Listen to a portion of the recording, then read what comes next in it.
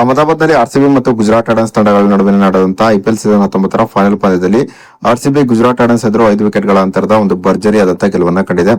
ಇನ್ನು ಫೈನಲ್ ಅಲ್ಲಿ ಆರ್ಸಿಬಿ ತಂಡದ ಪರವಾಗಿ ಒಂದು ಭರ್ಜರಿಯಾದಂತಹ ಬ್ಯಾಟಿಂಗ್ ಪ್ರದರ್ಶನ ತೋರುವುದರ ಮೂಲಕ ಆರ್ಸಿಬಿ ಗೆಲುವಿನಲ್ಲಿ ಪ್ರಮುಖ ಪಾತ್ರವನ್ನು ವಹಿಸಿದಂತಹ ವಿರಾಟ್ ಕೊಹ್ಲಿಗೆ ಮ್ಯಾನ್ ಆಫ್ ದಿ ಮ್ಯಾಚ್ ಪ್ರಶಸ್ತಿ ಸಿಕ್ಕಿತು. ಇನ್ನು ಮ್ಯಾನ್ ಆಫ್ ದಿ ಮ್ಯಾಚ್ ಪಡೆದು ವಿರಾಟ್ ಕೊಹ್ಲಿ ಹೇಳಿದ್ದೇನೆ ಎಂಬುದರ ಡೀಟೇಲ್ಸ್ ಅನ್ನ ಈ ವಿಡಿಯೋದಲ್ಲಿ ನಾವು ನಿಮ್ಮ ಜೊತೆ ಶೇರ್ ಮಾಡಲಿದ್ದೇವೆ. ಈ ಸುದ್ದಿಯ ಡೀಟೇಲ್ಸ್ ಅನ್ನ ಕೊಡುವುದಕ್ಕಿಂತ ಮುಂಚೆ ನೀವು ಆರ್ಸಿಬಿ ತಂಡದ ಅಭಿಮಾನಿಗಳಾಗಿದ್ದಲ್ಲಿ ಈ ವಿಡಿಯೋಕ್ಕೊಂದು ಲೈಕ್ ಮಾಡಿ. ಹಾಗೆ ವಿರಾಟ್ ಕೊಹ್ಲಿ ಫೈನಲ್ ಅಲ್ಲಿ ತೋರಿದಂತಹ ಒಂದು ಭರ್ಜರಿ ಬ್ಯಾಟಿಂಗ್ ಪ್ರದರ್ಶನದ ಬಗ್ಗೆ ನಿಮ್ಮ ಅನಿಸಿಕೆ ಅಭಿಪ್ರಾಯವನ್ನ ತಪ್ಪದೇ ಕಮೆಂಟ್ ಬಾಕ್ಸ್ ಅಲ್ಲಿ ತಿಳಿಸಿ. ಕೂಡ ಅಹಮದಾಬಾದ್ ನಲ್ಲಿ ಆರ್ಸಿಬಿ ಮತ್ತು ಗುಜರಾತ್ ಟೈಟನ್ಸ್ ತಂಡಗಳ ನಡುವಿನ ಫೈನಲ್ ಪಂದ್ಯದಲ್ಲಿ ಟಾಸ್ ಅನ್ನ ಗೆದ್ದಂತ ಆರ್ಸಿಬಿ ಮೊದಲು ಫೀಲ್ಡಿಂಗ್ ಅನ್ನು ಆಯ್ಕೆ ಮಾಡಿಕೊಂಡಿತು. ಇನ್ನು ಟಾಸ್ ಸೋತು ಮೊದಲು ಬ್ಯಾಟಿಂಗ್ ಇಳಿದಂತಹ ಗುಜರಾತ್ ಟೈಟನ್ಸ್ ತಂಡ ನಿಗದಿತ 20 ಓವರ್ ನಲ್ಲಿ 8 ವಿಕೆಟ್ ಅನ್ನ ಕಳೆದುಕೊಂಡು 155 ರನ್ಗಳನ್ನ ಹೊಡೆಯಿತು. ಇನ್ನು ಗೆಲುವಿಗಾಗಿ 156 ರನ್ಗಳ ಗುರಿಯನ್ನು ಪಡೆದಂತಹ ಆರ್ಸಿಬಿ 18 ಓವರ್ ನಲ್ಲಿ 5 ವಿಕೆಟ್ ಅನ್ನ ಕಳೆದುಕೊಂಡು ಈ ಗುರಿಯನ್ನು ತಲುಪಿತು.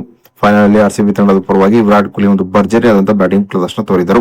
ವಿರಾಟ್ ಕೊಹ್ಲಿ ಕೇವಲ 42 ಎಸೆತದಲ್ಲಿ 75 ರನ್ ಅನ್ನು ಹೊಡೆದರು. ಇದರಲ್ಲಿ 9 4 ಮತ್ತು 3 ಭರ್ಜರಿ ಸಿಕ್ಸರ್ ಸೇರಿತ್ತು. ವಿರಾಟ್ ಕೊಹ್ಲಿ ಆಡಿದಂತಹ ಒಂದು ಭರ್ಜರಿಯಾದಂತಹ ಬ್ಯಾಟಿಂಗ್ ಪ್ರದರ್ಶನದಿಂದಾಗಿ ಫೈನಲ್ ಅಲ್ಲಿ ಆರ್ಸಿಬಿ ಗುಜರಾತ್ ಟೈಟನ್ಸ್ ಎದುರು ಗೆಲುವನ್ನ ಕಂಡಿತು ಅಂತಾನೆ ಹೇಳಬಹುದಾಗಿದೆ. ಇನ್ನು ಫೈನಲ್ ಅಲ್ಲಿ ವಿರಾಟ್ ಕೊಹ್ಲಿ ಆಡಿದಂತಹ ಒಂದು ಭರ್ಜರಿ ಬ್ಯಾಟಿಂಗ್ ಪ್ರದರ್ಶನಕ್ಕೆ ವಿರಾಟ್ ಕೊಹ್ಲಿಗೆ ಮ್ಯಾನ್ ಆಫ್ ದಿ ಮ್ಯಾಚ್ ಪ್ರಶಸ್ತಿ ಕೂಡ ಸಿಕ್ಕಿತು. ಇನ್ನು ಮ್ಯಾನ್ ಆಫ್ ದಿ ಮ್ಯಾಚ್ ಪಡೆದು ಮಾತನಾಡಿದಂತಹ ವಿರಾಟ್ ಕೊಹ್ಲಿ, ನಿಜವೂ ಕೂಡ ಇದೇನು ನನ್ನ ಬ್ಯಾಟಿಂಗ್ ಪ್ರದರ್ಶನ ನನಗೆ ತುಂಬಾ ಖುಷಿಯನ್ನು ನೀಡಿದೆ. ಅಹಮದಾಬಾದ್ ಗುಜರಾತ್ ಟೈಟನ್ಸ್ ನ ಹೋಮ್ ಗ್ರೌಂಡ್ ಆಗಿದ್ದರೂ ಕೂಡ ಫೈನಲ್ ಅಲ್ಲಿ ನಮಗೆ 90% ಅಷ್ಟು ಸಪೋರ್ಟ್ ಇತ್ತು.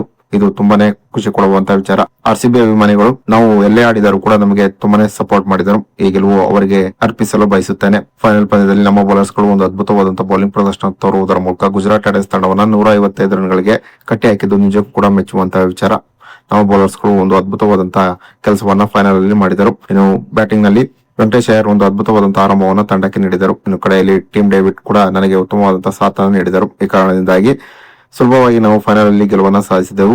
18 ವರ್ಷಗಳಾದ ಬಳಿಕ ಮೊದಲ ಬಾರಿಗೆ ನಾವು ಟ್ರೋಫಿಯನ್ನ ಗೆದ್ದಿದ್ದೆವು. ಇದೀಗ ಸತತ 2ನೇ ಬಾರಿಗೆ ಐಪಿಎಲ್ ನಲ್ಲಿ ಮತ್ತೆ ಚಾಂಪಿಯನ್ ಆಗಿ ಹೊರಹೊಮ್ಮಿದ್ದೇವೆ.